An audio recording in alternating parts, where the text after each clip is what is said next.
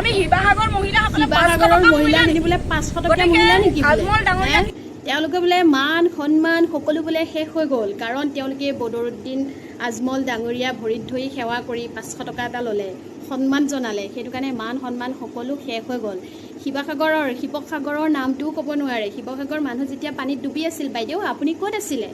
কেইটকা দি সহায় কৰিলে প্ৰথম অৱস্থাত তেওঁই গৈছিল সহায় কৰিবৰ বাবে আৰু তেওঁ স্পষ্টভাৱে যে এটা ভিডিঅ'ত কৈ দিছে আপুনি দেখা নাই আৰু তাতে যে সেই মানুহখিনিয়ে যেতিয়া ভৰিত ধৰি সেৱা কৰিব গৈছিলে তেতিয়াই কৈছে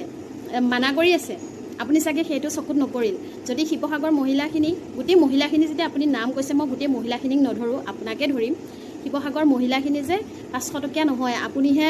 1500 টকীয়া যেন লাগিছে গম পালেনে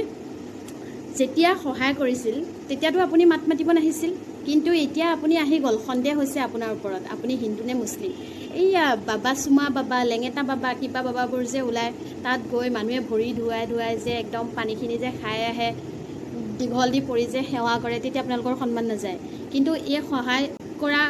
এই মানুহজন সহায় কৰিব আগবাঢ়ি আহিছে আৰু তেওঁ নিজে মানা কৰি আছে যে সন্মান নকৰিব সন্মান কৰিলে মানুহ গা চলিব এতিয়া মানুহখিনিয়ে তেওঁক সন্মানৰ খাতিৰত সন্মান কৰিছে যিহেতু তেওঁক সহায় কৰিছে তেওঁলোকক সহায় কৰিছে সন্মান হিচাপে তেওঁক এটা সেৱা জনাইছে আমাৰতো হিমন্ত বিশ্ব শৰ্মাকোতো সেৱা জনায়